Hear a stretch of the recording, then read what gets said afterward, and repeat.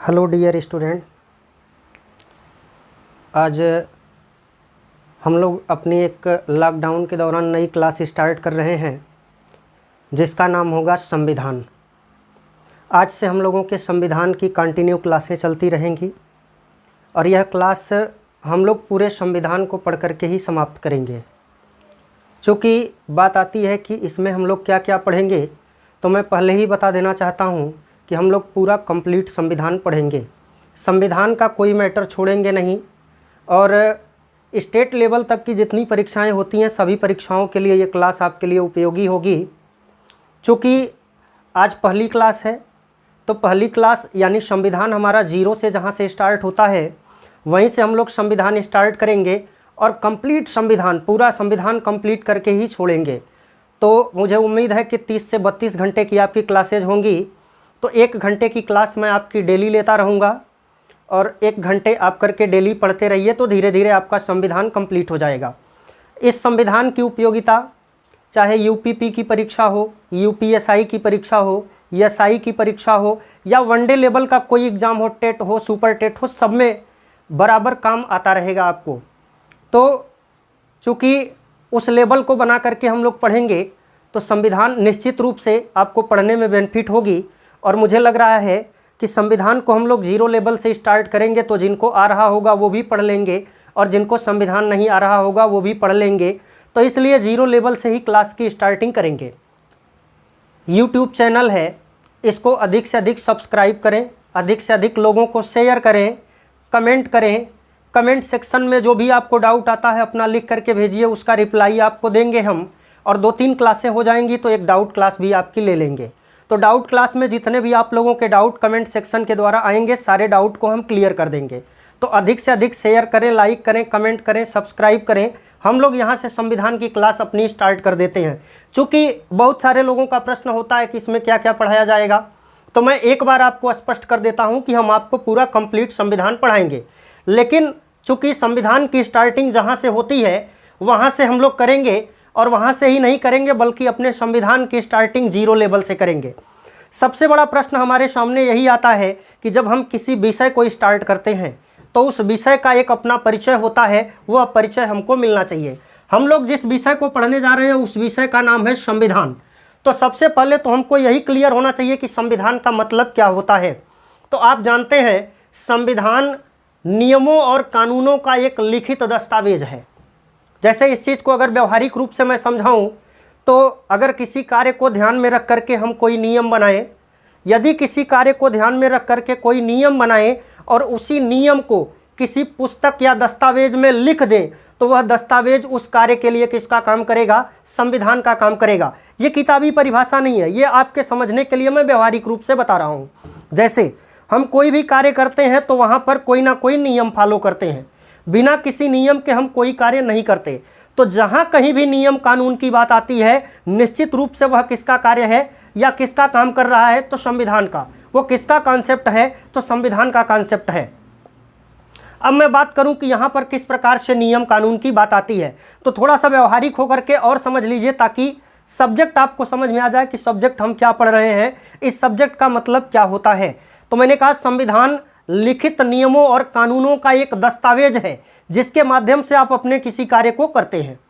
तो क्या यह संविधान केवल भारत के संदर्भ में है? बिल्कुल नहीं, प्रत्येक स्थान पर संविधान होता है। जैसे हम अपने स्कूल कॉलेज में जाते हैं तो एक नियम के तहत जाते हैं, कितने बजे स्कूल खुलेगा, कितनी घंटियां चलेंगी, कब लंच होगा, कितने बजे हमारा विद्यालय बंद होगा। ये क्या है? एक नियम है। यह नियम है तो यह नियम कॉलेज के किसी ना किसी रजिस्टर में लिखा होगा। इसका मतलब वह रजिस्टर आपके क्लास के लिए, आपके स्कूल के लिए किसका काम कर रहा है? संविधान का। तो ज़्यादा हम चर्चा नहीं करेंगे, व्यवहारिक रूप से 1-2 बातें बता दिए जिससे आपको ये समझ में आ जाए कि संविधान कहते किसको हैं। अब बात आती है कि हम संविधान तो हमने समझ लिया कि किसको कहेंगे। अब बात आती है कि संविधान को हमें कहाँ का पढ़ना है और कैसे पढ़ना है। तो आप जानते हैं कि जब हम अपने छोटे छोटे कार्यों को करने के लिए नियम बनाते हैं, बिना नियम के कोई कार्य नहीं करते, तो क्या इतना बड़ा भारत देश क्या बिना किसी नियम के चलता होगा? बिल्कुल नहीं। भारत देश को चलाने के लिए भी हमने कुछ नियम बनाए हैं और उस नियम को एक दस्तावेज में संकलित किया है, वही दस्तावेज कहलाता है भारत का संविधान। अर्थात हमको पढ़ना किसको है? भारत के संविधान को। अब बात आती है कि भारत का संविधान स्टार्ट कहाँ से होता है। तो भारत का संविधान आप जानते हैं कि संविधान एक दिन में, वैसे तो हमारा संविधान आज़ादी के समय भारतीयों ने बनाया, लेकिन क्या हमारा संविधान एक दिन में बन गया होगा? बिल्कुल नहीं। हमारे संविधान को एकाएक बना दिया गया होगा? बिल्कुल नहीं। इसके पीछे कुछ ना कुछ कहानियाँ होंगी, कुछ ना कुछ कारण होंगे जिसके कारण हमको अपना संविधान बनाने की ज़रूरत पड़ी। तो बात आती है कि संविधान का कॉन्सेप्ट भारत में आया कहाँ से। तो आप जानते होंगे कि भारत में संविधान का कॉन्सेप्ट लेकर आने वाले कौन थे? अंग्रेज। अंग्रेज़ों के आने से भारत में संविधान की स्टार्टिंग हुई। लेकिन क्या अंग्रेज़ों ने भारत में एक दिन में संविधान बना दिया होगा? नहीं। अंग्रेज़ों ने धीरे धीरे भारत में संविधान का विकास किया। तो हम अपने संविधान को पहले, भारत का जो संविधान है उस संविधान को तो पढ़ेंगे, लेकिन उसके पहले 1-2 घंटे की क्लासें पढ़ेंगे संविधान के संदर्भ में, जिसका मतलब होगा कि हम भारत के संविधान को न पढ़ करके भारत के संविधान का जो इतिहास है पहले 1-2 घंटे उसको पढ़ेंगे, उसके बाद भारत का संविधान स्टार्ट करेंगे। तो आपको आसानी से समझ में आ जाएगा कि भारत का संविधान क्यों और किन परिस्थितियों में बनाया गया। बात है 1600 ईस्वी की। 1600 ईस्वी की ब्रिटेन में एक कंपनी बनाई जाती है जिसका नाम था ईस्ट इंडिया कंपनी। इस कंपनी का नाम था ईस्ट इंडिया कंपनी। सबसे पहले हम अपने संविधान के इतिहास के संदर्भ में थोड़ा सा इन चीज़ों को समझेंगे। बात है 1600 ईस्वी की, ब्रिटेन में एक बनाई जाती है ईस्ट इंडिया कंपनी, और इस ईस्ट इंडिया कंपनी को बनाने का केवल एकमात्र उद्देश्य था, यह कंपनी भारत और भारतीयों के साथ व्यापार करेगी, अर्थात पूर्वी देशों के साथ व्यापार करेगी। अब जरा ध्यान से समझिएगा, 1600 में लंदन के कुछ व्यापारियों ने मिलकर के एक कंपनी की स्थापना की जिसका नाम था ईस्ट इंडिया कंपनी। इस ईस्ट इंडिया कंपनी की स्थापना का केवल एकमात्र उद्देश्य था कि यह कंपनी भारत और भारतीयों तथा पूर्वी देशों के साथ व्यापार करने का काम करेगी। यह कंपनी बन गई। कंपनी बनने के बाद भारत में आती है, भारत में अपने आप को स्थापित करती है, और स्थापित करते हुए भारत और भारतीयों के साथ व्यापार करने लगती है। कंपनी अगले 150 वर्षों में भारत में व्यापार करते करते अपने आप को इतना मजबूत बना लेती है, अपने आप को इतना मजबूत बना लेती है कि धीरे धीरे पूरे भारत के व्यापारिक क्षेत्र पर कंपनी का अधिकार हो जाता है। और जब भारत के पूरे व्यापारिक क्षेत्र पर कंपनी का अधिकार हो गया तो कंपनी के लोगों को आवश्यकता महसूस हुई, यानी कंपनी के लोगों ने अब भारत की राजनीति में रुचि लेना शुरू किया। मैंने कहा कि 1600 में ईस्ट इंडिया कंपनी स्थापित हुई। स्थापित होने के बाद भारत में आती है, व्यापार करती है, और व्यापार करते करते अगले 150 वर्षों में ये लोग अपने आप को इतना मजबूत कर लेते हैं कि धीरे धीरे भारत के पूरे व्यापारिक क्षेत्र पर अपना अधिकार कर लेते हैं। और जब भारत के व्यापारिक क्षेत्र पर इनका अधिकार हो गया तो इसके बाद इन लोगों ने भारत के राजनीति में रुचि लेना शुरू किया। जब भारत की राजनीति में रुचि लेना शुरू किया तो इन्होंने भारतीय राजाओं के कार्यों में हस्तक्षेप करना शुरू किया। चूँकि आप जानते हैं कि ईस्ट इंडिया कंपनी भारत में सबसे ज़्यादा कहाँ मजबूत थी, तो ईस्ट इंडिया कंपनी सबसे ज़्यादा मजबूत थी बंगाल में। इसका मतलब अंग्रेज़ों के हस्तक्षेप का सर्वाधिक शिकार होगा बंगाल का शासक। तो अंग्रेज़ों ने जब भारतीयों को परेशान करना शुरू किया तो बंगाल का शासक अंग्रेज़ों के हस्तक्षेप से सर्वाधिक परेशान हुआ। धीरे धीरे जब बंगाल के शासक को इन लोगों ने ज़्यादा परेशान करना शुरू किया तो बंगाल का शासक था सिराजुद्दौला। उसने सोचा क्यों ना एक बार अंग्रेज़ों का सामना कर लिया जाए, और इस तरीके से भारत में एक युद्ध की भूमिका बन गई जिसको कहा जाता है 1757 का प्लासी का युद्ध। 1757 का प्लासी का युद्ध। इस 1757 के प्लासी के युद्ध में मैं यहाँ नोट कर देता हूँ, ये चीज़ें चूँकि हिस्ट्री की है तो हिस्ट्री में देखा जाएगा, यहाँ पर नहीं, लेकिन थोड़ा सा हिस्ट्री से ही जुड़ करके हमारा ये संविधान आ रहा है तो इन चीज़ों को थोड़ा, चूँकि अभी हम लोग इतिहास समझ रहे हैं तो ये चीज़ें थोड़ी थोड़ी आएंगी। तो बंगाल का शासक है सिराजुद्दौला। सिराजुद्दौला ने सोचा क्यों ना एक बार अंग्रेज़ों का सामना कर लिया जाए, और इस तरीके से भारत में एक युद्ध की भूमिका बन गई जिसका नाम था 1757 का प्लासी का युद्ध। इस प्लासी के युद्ध में एक तरफ अंग्रेज़ों की सेना और दूसरी तरफ भारतीयों की अर्थात बंगाल के नवाब सिराजुद्दौला की सेना। इस प्लासी के युद्ध में अंग्रेज़ों ने सिराजुद्दौला को पराजित कर दिया। अब आप जानते हैं कि जीतने वाला श्रेष्ठ होगा। अब यहीं से जैसे ही प्लासी का युद्ध समाप्त हुआ, इसके बाद अंग्रेज बंगाल में आ जाते हैं किंग मेकर की भूमिका में। इसका मतलब अब बंगाल में कौन शासक बनेगा, किसको गद्दी पर बैठाना है, किसको हटाना है, अब यह पूरी तरह से किसके हाथ में आ गया, अंग्रेजों के। चूंकि अंग्रेजों के कुछ व्यक्तियों ने सलाह दिया कि क्यों ना हम लोग खुद गद्दी संभालें, तो फिर अंग्रेजों को लगा कि अगर भारत की गद्दी ये खुद संभालते हैं तो पहली चीज़ तो उनकी लैंग्वेज अलग है, भारतीय उसको समझ नहीं पाएंगे। दूसरी समस्या, भारतीय जनता अभी भारत के शासकों के कार्यकाल को देखी थी, उनके काल को देखी थी, तो अंग्रेजों ने सोचा पता नहीं ये हमें डायरेक्ट स्वीकार करेंगे अथवा नहीं। इसलिए अंग्रेजों ने प्लासी के युद्ध के बाद निर्धारित किया कि हम अपना प्रतिनिधि यहाँ पर बैठाते रहेंगे, यानी प्लासी के युद्ध के बाद बंगाल की सत्ता पूरी तरह से नियंत्रण में आ गई अंग्रेजों के, बस भारतीय को गद्दी पर बैठाते रहे। तो इस प्लासी के युद्ध में जब सिराजुद्दौला हार गया, तो सिराजुद्दौला के हारने के बाद इसी सिराजुद्दौला का एक सेनापति था जिसका नाम था मीर जाफर। अंग्रेजों ने मीर जाफर को बंगाल का शासक बना दिया। मीर जाफर जैसे ही बंगाल का शासक बनता है, शासक बनने के बाद इसने अंग्रेजों को बहुत सारी सुविधाएं प्रदान कर दी। बहुत सारी सुविधाएं क्या थी? अंग्रेजों को मीर जाफर ने 3 करोड़ रुपए नगद दे दिया। आप जानते हैं कि अंग्रेज भारत में लगातार युद्ध लड़ रहे थे, तो उनके पास सेना पहले से थी। 3 करोड़ रुपया नगद पाया तो अपनी आर्थिक स्थिति को सुधार लिया। इसके बाद अंग्रेजों को अपना सिक्का बंगाल में चलाने की अनुमति दे दी, कलकत्ता में किला बनाने की अनुमति दे दी और बंगाल के आसपास के क्षेत्रों में कुछ जमींदारी दे दी। और जब अंग्रेजों को इतनी सारी सुविधाएं प्राप्त हुई तो पैरेलल में एक सल्तनत तो हमने स्वयं खड़ी कर ली। इसके बाद चूंकि मीर जाफर शासक बन गया है, तो शासक बनने के बाद मीर जाफर यहाँ की गद्दी संभाल रहा, बहुत सारी सुविधाएं अंग्रेजों को दे दिया। अंग्रेज उन सुविधाओं से स्वयं संगठित हो रहे हैं, अपने आप को मजबूत कर रहे हैं। 1-2 साल बीता। 1-2 साल बीतने के बाद अंग्रेजों ने अपनी डिमांड बढ़ानी शुरू कर दी। मीर जाफर से अंग्रेजों ने फिर से डिमांड किया कि जो पैसे तुमने दिए थे वो पैसे हमारे खर्च हो गए, अब हमको और पैसा दो जिससे हमारा खर्च चल सके। तो धीरे धीरे अंग्रेजों के अनावश्यक डिमांड से मीर जाफर परेशान हो गया। जो मीर जाफर अंग्रेजों के सहयोग से शासक बना था वो परेशान हो गया। तो जब परेशान हुआ तो उसने ये कहते हुए अपनी गद्दी छोड़ दी कि मेरे बाद मीर कासिम को शासक बना दिया जाए। और इस तरीके से अंग्रेजों ने मीर जाफर को गद्दी से हटाया और उसको गद्दी से हटाने के बाद मीर कासिम को बंगाल का नवाब बना दिया। अब तक के शासकों में मीर कासिम एक सबसे ज़्यादा स्वाभिमानी शासक है। उसने शासक बनने के बाद निर्धारित किया कि अंग्रेजों को थोड़ा भी लिफ्ट नहीं देना है। तो ये चीज़ें तो बाद में संभव थी, शुरू में नहीं। तो अंग्रेजों को लगा कि ये तो लिफ्ट नहीं दे रहा है और मीर कासिम उनको लिफ्ट देना भी नहीं चाहता था। लेकिन ये चीज़ें शुरू में संभव नहीं थी। जब वो अपने आप को मजबूत कर लेता तब अंग्रेजों को लिफ्ट नहीं देता। शुरू में ये करना संभव नहीं था। तो मीर कासिम ने डिसाइड किया कि मैं अपनी राजधानी कलकत्ता से हटा करके मुंगेर बिहार कर लूँगा, और यही कार्य उसने किया, अपनी राजधानी को स्थानांतरित कर लिया। लेकिन राजधानी के स्थानांतरित होने के बाद भी अंग्रेजों ने उसका पीछा नहीं छोड़ा। और जब अंग्रेजों ने उसका पीछा नहीं छोड़ा तो मीर कासिम सोचा कि क्यों न एक बार अंग्रेजों का फिर से सामना कर लिया जाए और इस तरीके से देखा जाएगा जो चीज़ें होंगी। और भारत में एक और युद्ध की भूमिका बन गई जिसको कहा जाता है 1764 का बक्सर का युद्ध।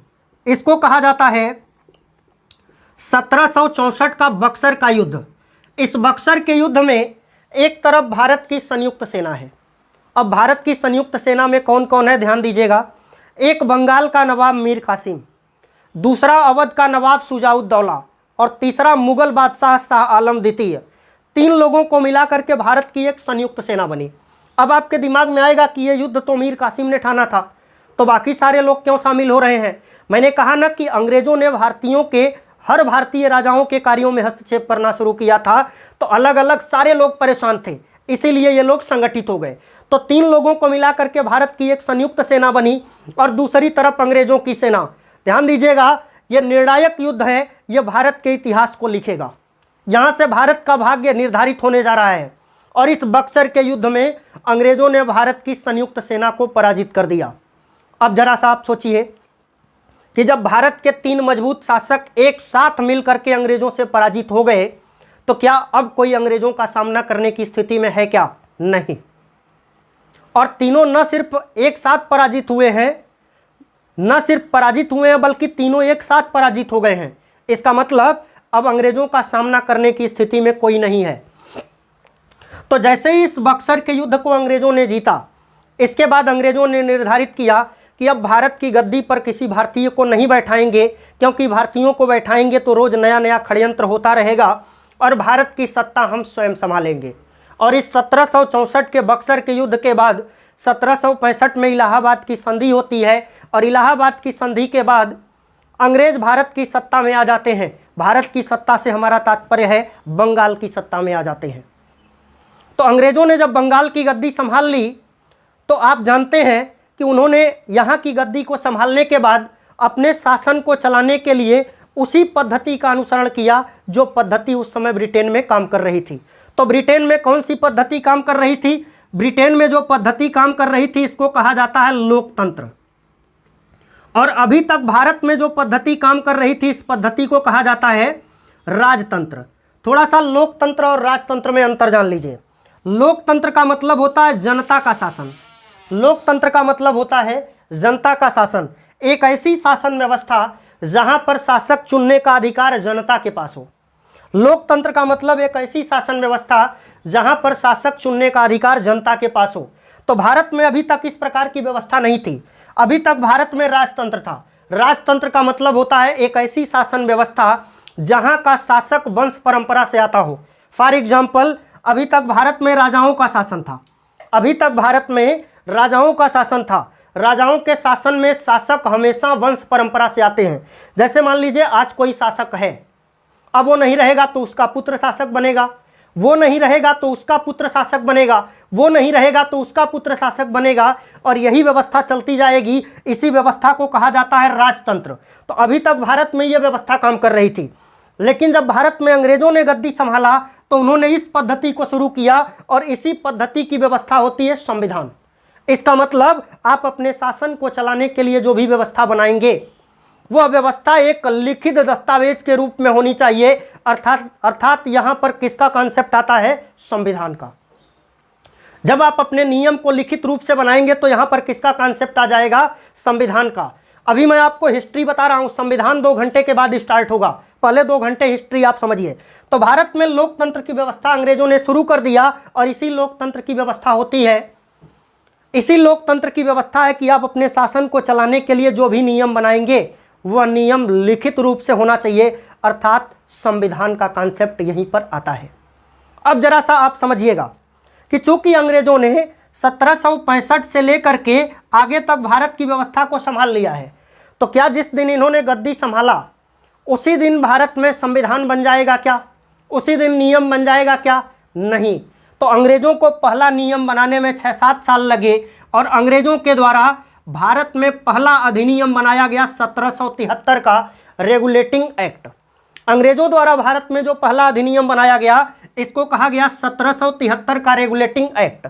यहाँ पर मैं एक शब्द का यूज कर रहा हूँ, अधिनियम। जरा सा इसको समझते रहिएगा क्योंकि मैं बार बार इसका नाम लूँगा। अधिनियम का मतलब क्या होता है? अधिनियम का मतलब होता है नियम। अधिनियम का मतलब होता है नियम। अधिनियम का मतलब होता है कानून। जब किसी नियम या कानून को आप बनाते हैं तो संविधान की भाषा में उसे क्या कहा जाता है? अधिनियम। चूंकि अंग्रेजों ने जब भारत की गद्दी संभाल ली तो पहला नियम इन्होंने कब बनाया? 1773 में। तो मैं बार बार अधिनियम शब्द का नाम लूँगा तो आपको ये समझ में आना चाहिए कि अधिनियम का मतलब क्या होता है। चूँकि अंग्रेजों ने अपनी सत्ता संभालने के 6-7 साल बाद पहला अधिनियम बनाया था 1773 में, जिसको कहा जाता है 1773 का रेगुलेटिंग एक्ट। तो यहाँ तक तो रही थोड़ी सी कहानी, लेकिन अब इसी मैटर को नोट करना है। तो चलिए नोट करते चलिए, मैं बोल रहा हूँ। चलिए हम लोग शुरू कर देते हैं।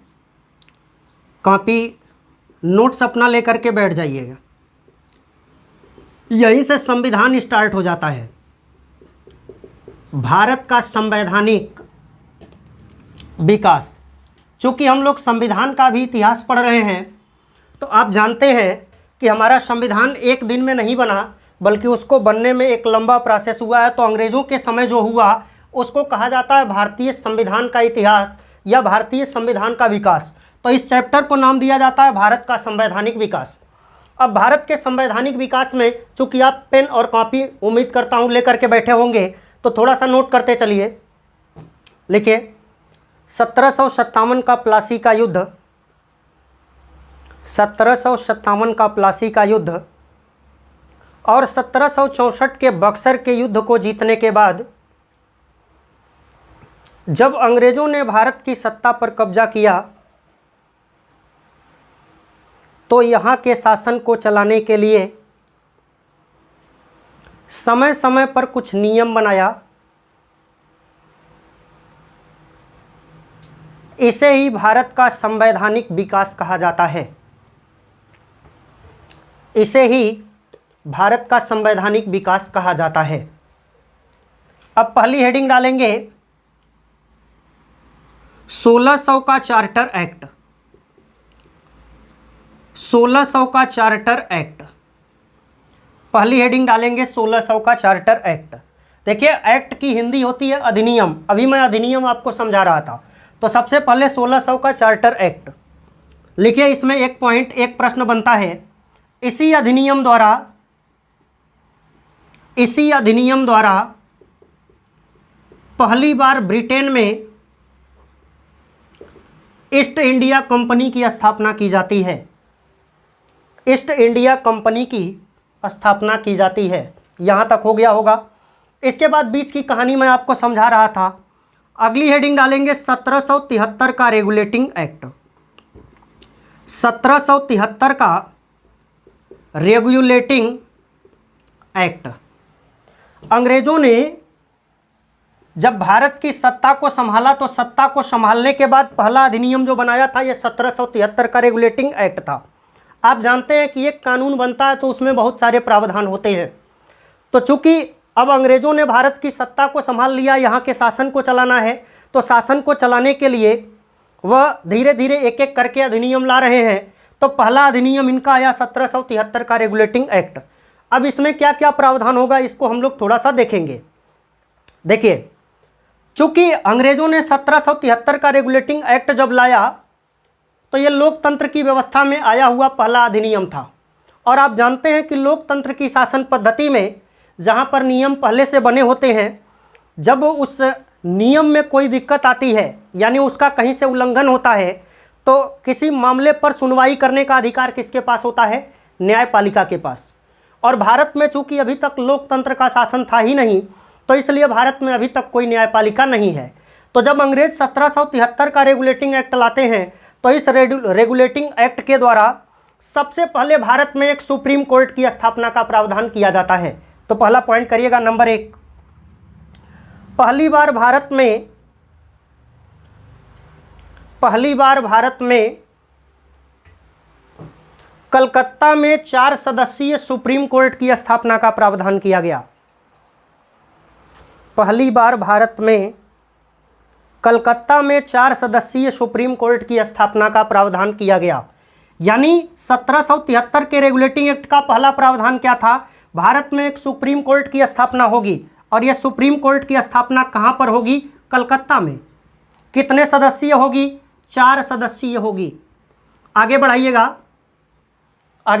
भारत में पहली बार सुप्रीम कोर्ट की स्थापना का प्रावधान किया गया, जिसके प्रथम मुख्य न्यायाधीश सर एलिजाह इम्फे थे। जिसके प्रथम मुख्य न्यायाधीश सर एलिजाह इम्फे थे। तो देखिए 1773 के रेगुलेटिंग एक्ट से टोटल सुप्रीम कोर्ट को लेकर के 5 प्रश्न बनते हैं। ये पांचों प्रश्न आपके सामने हैं। ये 5 प्रश्न क्या बनेंगे? जैसे कहेगा भारत में सुप्रीम कोर्ट की स्थापना का प्रावधान किस अधिनियम में था, तब आपका उत्तर होगा 1773 का रेगुलेटिंग एक्ट।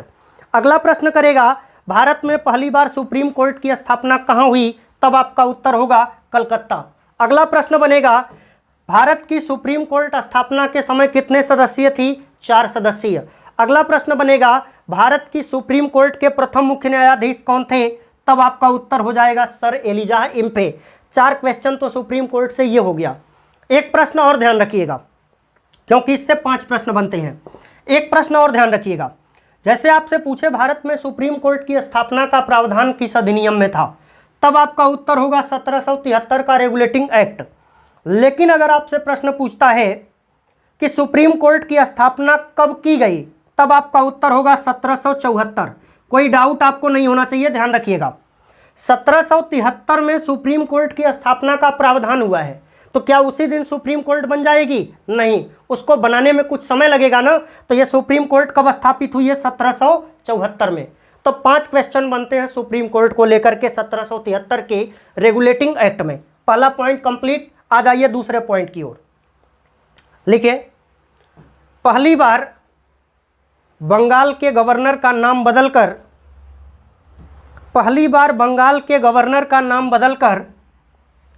गवर्नर जनरल कर दिया गया। पहली बार बंगाल के गवर्नर का नाम बदलकर गवर्नर जनरल कर दिया गया। सबसे पहले हमारी समस्या यह है कि ये गवर्नर है कौन। पहली समस्या तो हमारी यही है कि ये गवर्नर है कौन। अब जरा ध्यान दीजिएगा, जब ब्रिटेन की ईस्ट इंडिया कंपनी भारत में काम करने आई तो 24 लोगों का समूह भारत काम करने आया था। भारत में काम करने के लिए 24 लोगों का समूह आया था, और इसी समूह का जो लीडर था, इसी को कहा जाता था गवर्नर। इसी समूह के लीडर को कहा जाता था गवर्नर। अभी तक गवर्नर के पास भारत में सिर्फ एक ही काम था, कंपनी का व्यापार। तो अभी तक जब इनके पास एक ही काम था, कंपनी का व्यापार, तो इनका नाम था गवर्नर। लेकिन आप जानते हैं कि अब गवर्नर के पास भारत में व्यापार के साथ साथ राजनीतिक काम भी है। तो जब गवर्नर का काम बढ़ा तो गवर्नर के पद नाम को भी बढ़ा दिया गया। अभी तक जिसको कहा जाता था गवर्नर, अब उसी गवर्नर का पद नाम बढ़ाया गया, तो गवर्नर कहलाएगा गवर्नर जनरल। अब यहां से कुछ प्रश्न बनेंगे। जैसे आपसे प्रश्न करेगा, बंगाल का प्रथम गवर्नर कौन था? ठीक है, तो जरा ध्यान दीजिएगा, जब कंपनी बंगाल में कार्य करने के लिए कदम रखी होगी तो अंग्रेजों का कोई व्यक्ति तो ऐसा रहा होगा जिसने गवर्नर के रूप में पहली बार कदम रखा होगा।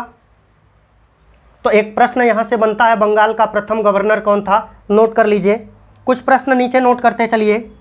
लिखिए, बंगाल का प्रथम गवर्नर, चलिए मैं खुद नोट कर देता हूं।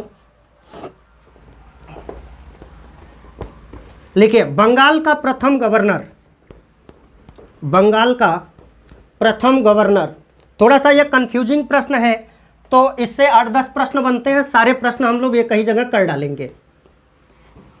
बंगाल का प्रथम गवर्नर, नोट कर लीजिए।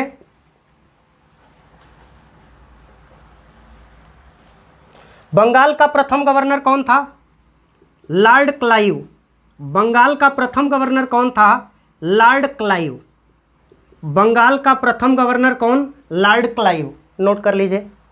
इसके बाद ध्यान दीजिएगा, जब तक इनके पास व्यापारिक काम था तब तक गवर्नर नाम बना रहा। 1773 का रेगुलेटिंग एक्ट आया तो इस गवर्नर का नाम बदल करके गवर्नर जनरल कर दिया गया।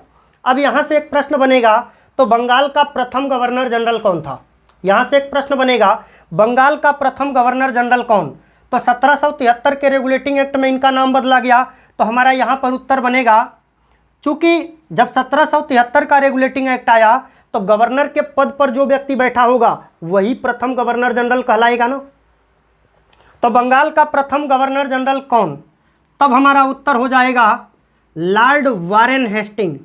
तब हमारा उत्तर बनेगा लॉर्ड वारेन हेस्टिंग्स, है ना।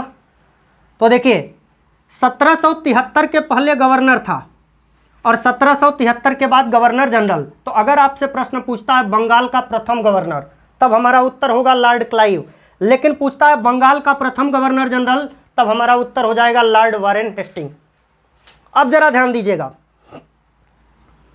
अंग्रेजों के गवर्नर के नाम के आगे एक शब्द लगा हुआ है, बंगाल का गवर्नर जनरल। धीरे धीरे कुछ समय बीता, 50-60 साल का समय बीता, तो अंग्रेज चूंकि भारत में सत्ता में आए थे बंगाल से, लेकिन अब उनकी सत्ता का विस्तार धीरे धीरे हो रहा है। भारत के बहुत सारे क्षेत्रों में अंग्रेजों की सत्ता का विस्तार हो गया, लेकिन अभी उनके गवर्नर के नाम के आगे एक शब्द लगा हुआ है, बंगाल का गवर्नर जनरल। तो ऐसा लग रहा है जैसे किसी एक क्षेत्र का ये गवर्नर जनरल हो। तो 1833 में एक अधिनियम आया और इस अधिनियम में बंगाल के गवर्नर का नाम बदल करके भारत का गवर्नर जनरल कर दिया गया। तब हमारा यहाँ पर उत्तर बदलेगा। जैसे आपसे अगला प्रश्न पूछेगा भारत का प्रथम गवर्नर जनरल, तब हमारा उत्तर हो जाएगा लॉर्ड विलियम बेंटिंक। भारत का प्रथम गवर्नर जनरल कौन था? Lord William Bentinck. भारत का प्रथम governor general Lord William Bentinck. यह तीसरा उत्तर हो गया। आगे बढ़ते हैं।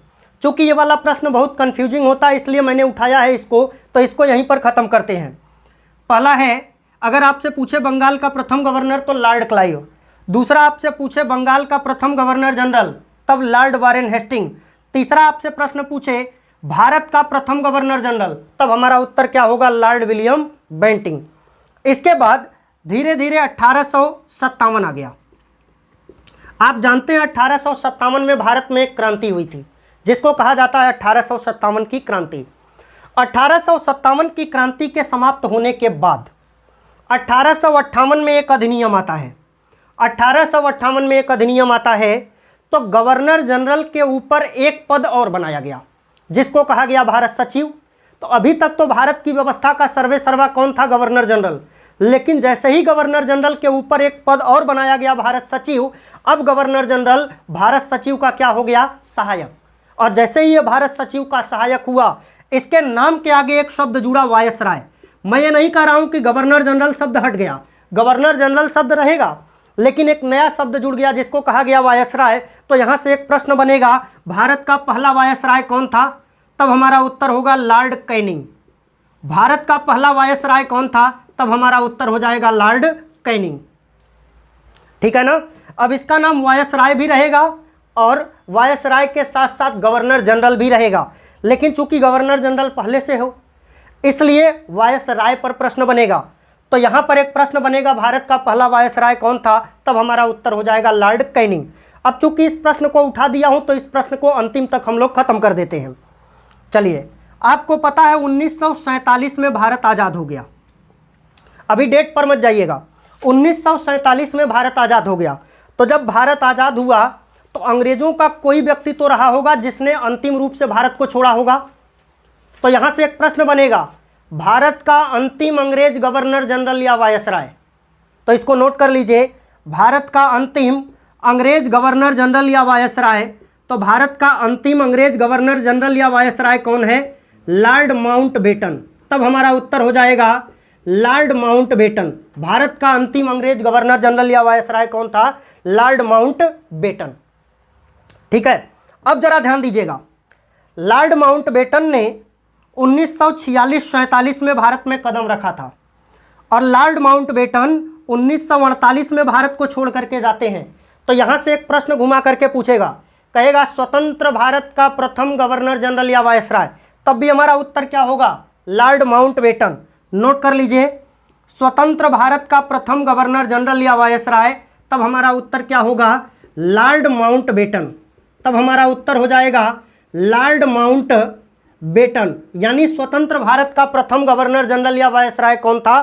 तब भी हमारा उत्तर होगा लॉर्ड माउंटबेटन। अब जरा ध्यान दीजिएगा, 1948 में लॉर्ड माउंटबेटन भारत को छोड़ करके चले गए। इसके बाद आप जानते हैं कि 1952 में आज़ादी के बाद भारत में पहली बार चुनाव हुआ। तो 48 में ये गए, चुनाव हुआ 52 में। इसका मतलब इस बीच के 4 वर्षों में भारत के पास कोई व्यवस्था नहीं थी, क्योंकि व्यवस्था चुनाव होने के बाद ही बनेगी। तो एक भारतीय को भी इस पद पर बैठने का मौका मिला, और जब एक भारतीय को पद पर बैठने का मौका मिला तो उसी को कहा जाएगा प्रथम भारतीय, और जब एक ही व्यक्ति है तो उसी को अंतिम भारतीय भी तो कहेंगे। तो यहाँ से 4 प्रश्न बनते हैं। जैसे कहेगा भारत का प्रथम भारतीय या अंतिम भारतीय, 2 क्वेश्चन ये हो गए। इसके बाद एक बार गवर्नर जनरल कहेगा, एक बार वायसराय कहेगा, तो 4 क्वेश्चन यहाँ से निकाल देगा।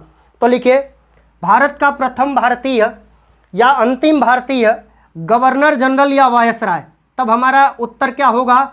सी राजगोपालाचारी। सी राजगोपालाचारी, या कह सकते हैं चक्रवर्ती राजगोपालाचारी। तो देखिए, इन प्रश्नों को मैं फिर से दोहरा देता हूं क्योंकि ये बड़े कंफ्यूजिंग प्रश्न होते हैं, लेकिन किसी भी परीक्षा में 1 नंबर दे देंगे। ध्यान दीजिए, फिर से प्रश्न को दोहरा रहा हूं। अगर आपसे पूछे बंगाल का प्रथम गवर्नर, तब हमारा उत्तर क्या होगा? Lord Clive. पूछे बंगाल का प्रथम गवर्नर जनरल, तब हमारा उत्तर होगा लॉर्ड वारेन हेस्टिंग। अगर आपसे पूछता है भारत का प्रथम गवर्नर जनरल, तब हमारा उत्तर होगा लॉर्ड विलियम बेंटिंक। अगर पूछता है भारत का प्रथम वायसराय, तब उत्तर होगा लॉर्ड कैनिंग। अगर आपसे पूछता है भारत का अंतिम अंग्रेज गवर्नर जनरल या वायसराय, तब आपका उत्तर होगा लॉर्ड माउंटबेटन। अगर आपसे पूछता है स्वतंत्र भारत का प्रथम गवर्नर जनरल या वायसराय, तब भी हमारा उत्तर होगा लॉर्ड माउंटबेटन। अगर आपसे प्रश्न पूछता है भारत का प्रथम भारतीय या अंतिम भारतीय गवर्नर जनरल या वायसराय, तब हमारा उत्तर क्या हो जाएगा, सी राजगोपालाचारी। मुझे लगता है ये चीज समझ में आ गई होगी। चूंकि ये इतना कंफ्यूजिंग प्रश्न है, इतना कंफ्यूजिंग प्रश्न है कि अगर एक साथ इनको न पढ़ा जाए तो डाउट हमेशा बना रहता है, कौन बंगाल का है कौन भारत का है, क्योंकि थोड़ा सा शब्द बदला जाएगा, मिलता जुलता प्रश्न है, पूरा उत्तर बदल जाएगा। तो ये 7-8 प्रश्न आप ध्यान रखिएगा। तो इसी के साथ हमारा 2 पॉइंट कंप्लीट हो गया 1773 के रेगुलेटिंग एक्ट में। सर कितना टाइम है? ये केवल 16 मिनट चल गया। अरे राम रे राम। चलिए 1773 का रेगुलेटिंग एक्ट समाप्त हो गया। अगली हेडिंग करेंगे 1781 का सेटलमेंट एक्ट। 1781 का सेटलमेंट एक्ट, ठीक है, 1781 का सेटलमेंट एक्ट। पहली चीज ध्यान दीजिएगा कि 1773 के रेगुलेटिंग एक्ट के बाद लाया गया ये अधिनियम है। तो इस अधिनियम में बहुत कुछ नहीं हुआ है। इसमें जो 1773 के रेगुलेटिंग एक्ट में कमियां थी, यानी अंग्रेजों के समय में हमारे संविधान के संदर्भ में क्या क्या हो रहा है, तो जब 1781 का एक्ट आया तो इसमें कुछ खास नहीं हुआ। बस 1773 के रेगुलेटिंग एक्ट की कमियों को दूर करने के लिए ये लाया गया था, इसीलिए इसे कहा जाता है संशोधनात्मक अधिनियम। इसको नाम दिया जाता है संशोधनात्मक अधिनियम। यानी 1781 के सेटलमेंट एक्ट को कहा जाता है संशोधनात्मक अधिनियम। इस संशोधनात्मक अधिनियम में क्या क्या काम हुआ? नंबर 1 नोट करिए, पहली बार कलकत्ता की सरकार को बंगाल, बिहार और उड़ीसा के लिए कानून बनाने का अधिकार दिया गया। बंगाल, बिहार और उड़ीसा के लिए कानून बनाने का अधिकार दिया गया। बंगाल, बिहार और उड़ीसा के लिए कानून बनाने का अधिकार दिया गया। तो पहला सुधार ये हुआ 1781 के अधिनियम में। चूंकि ये संशोधनात्मक अधिनियम था, तो पहला सुधार ये किया गया कि जो कलकत्ता की अंग्रेजों की सरकार थी, वो बंगाल, बिहार और उड़ीसा के लिए कानून बना सकती थी। इसके बाद दूसरा सुधार क्या हुआ, जो बंगाल का गवर्नर जनरल था, इसको सुप्रीम कोर्ट की अधिकारिता से मुक्त कर दिया गया।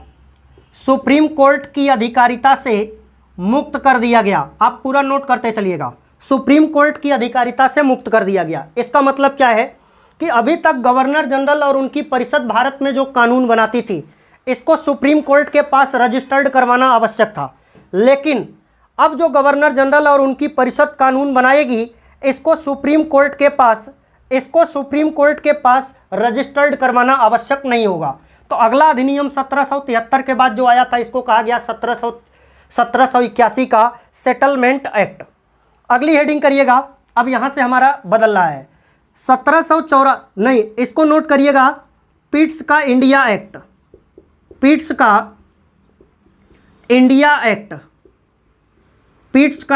एक्ट। ये कब आया? 1784 में। पिट्स का इंडिया एक्ट अगला अधिनियम आता है 1784 में। यानी ये कुल 10-12 अधिनियम हम लोगों को पढ़ने होते हैं, तो ये तीसरा अधिनियम चल रहा है। इसको मैं दूसरा लिख देता हूं, और ये तीसरा अधिनियम है जिसको कहा जाता है पिट्स का इंडिया एक्ट 1784। इसमें क्या है, नोट करिएगा, लिखिए, पहली बार भारत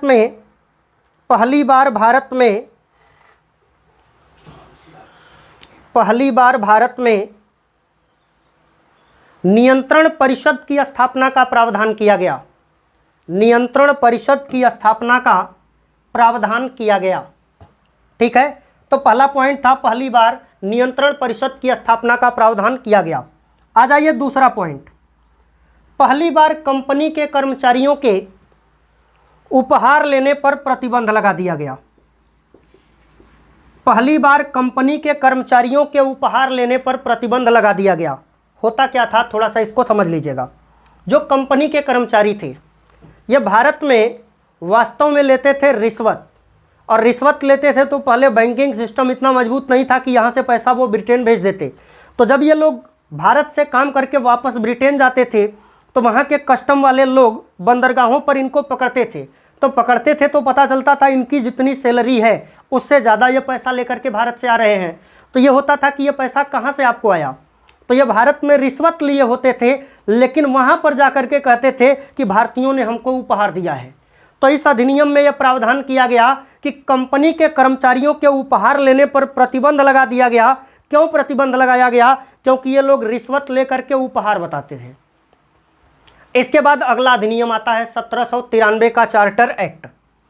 तो चौथे नंबर का अधिनियम नोट करिएगा, 1793 का चार्टर एक्ट। 1793 का चार्टर एक्ट। इस 1793 के चार्टर एक्ट में क्या प्रावधान था? जो ये 1784 में नियंत्रण परिषद बनी थी, जो नियंत्रक मंडल बना था, इनको वेतन अभी तक ब्रिटेन देता था, लेकिन इस 1793 के चार्टर एक्ट में प्रावधान किया गया कि नियंत्रण परिषद के सदस्यों को वेतन भारतीय राजस्व से दिया जाएगा। तो एक इस अधिनियम की विशेषता है जिस पर प्रश्न बनता है, आप इसको नोट कर लीजिए। लिखिए, पहली बार नियंत्रण परिषद के सदस्यों को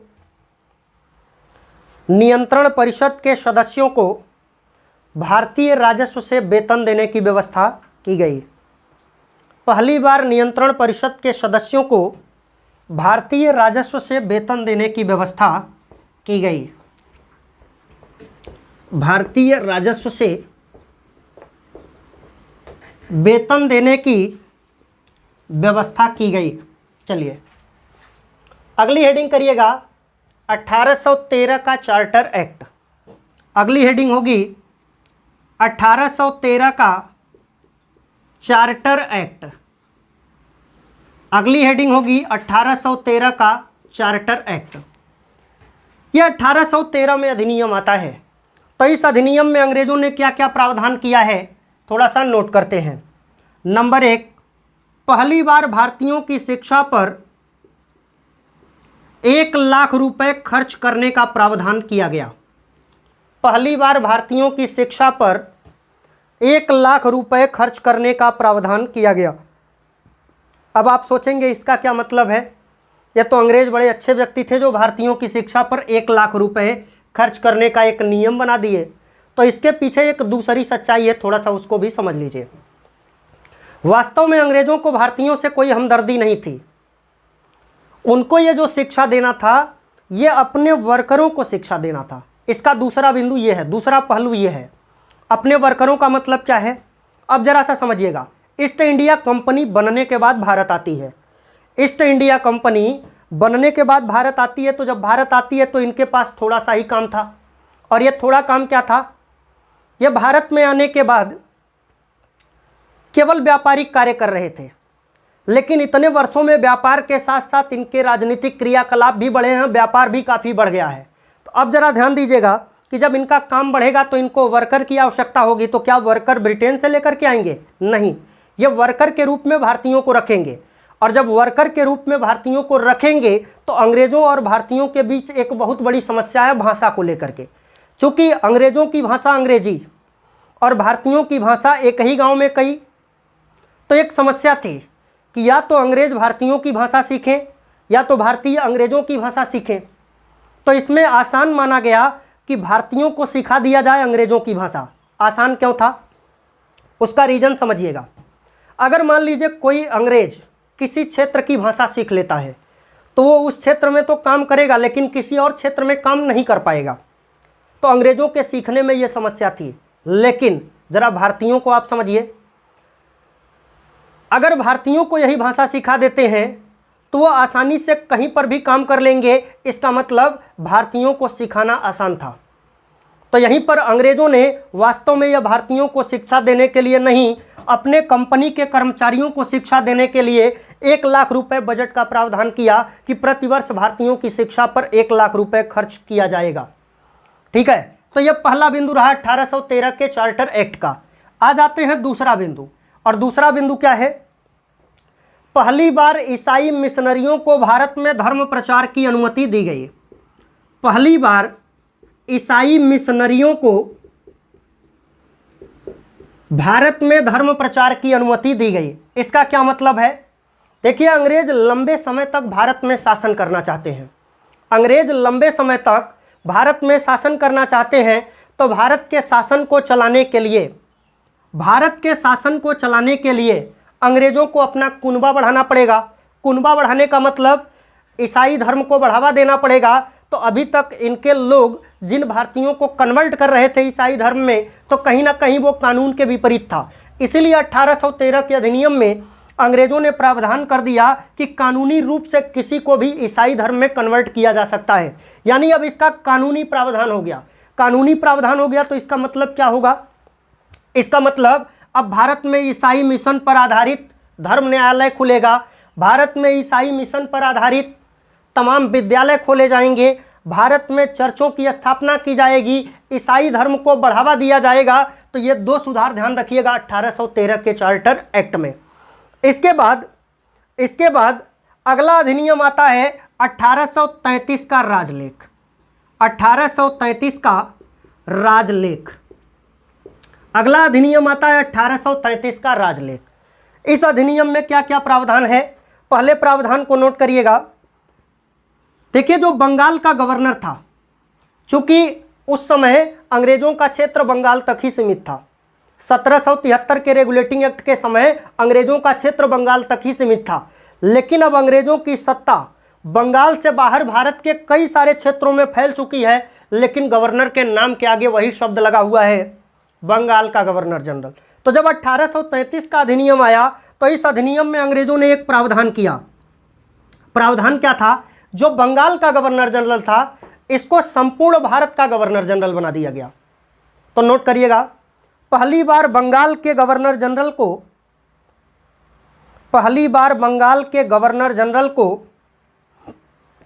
संपूर्ण भारत का गवर्नर जनरल बना दिया गया। अब यहां से एक प्रश्न बनेगा कि भारत का पहला गवर्नर जनरल कौन? तो इसका उत्तर मैं पीछे आपको बता चुका हूं। बंगाल का पहला गवर्नर जनरल, वो आप जब नोट किए थे उसी साथ में नोट किए थे भारत का प्रथम गवर्नर जनरल। तो आपसे प्रश्न करेगा भारत का प्रथम गवर्नर जनरल कौन? तो इसका उत्तर मैं पीछे आपको नोट करा चुका हूं। तो एक पॉइंट कंप्लीट हो गया। आइए दूसरा पॉइंट लिखिए। पहली बार लॉर्ड मैकाले की अध्यक्षता में प्रथम विधि आयोग का गठन किया गया। प्रथम विधि आयोग का गठन किया गया। यह विधि आयोग आज भी है।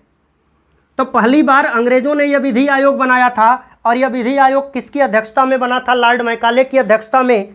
और किस अधिनियम द्वारा बना था? 1833 के राजलेख द्वारा बना था। ठीक है। एक तीसरा पॉइंट, आइए तीसरा सुधार क्या किया गया। लिखिए, पहली बार भारत में दास प्रथा को प्रतिबंधित किया गया। पहली बार भारत में दास प्रथा को प्रतिबंधित किया गया। नोट कर लीजिए। इसके बाद आते हैं चौथे पॉइंट पर। चौथा पॉइंट था, पहली बार भारत के प्रशासन में भागीदारी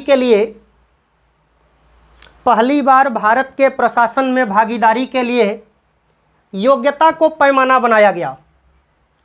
देखिए, अभी तक भारत में जो नौकरियां इत्यादि मिला करती थी वो वंश परंपरा के आधार पर, घर परिवार के आधार पर मिला करती थी।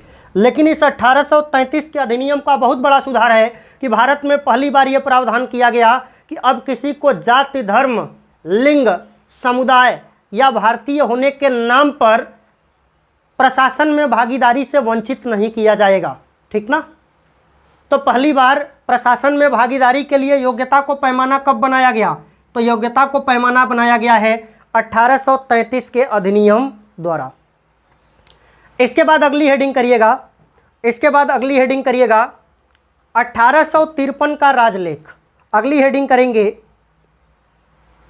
1853 का राजलेख।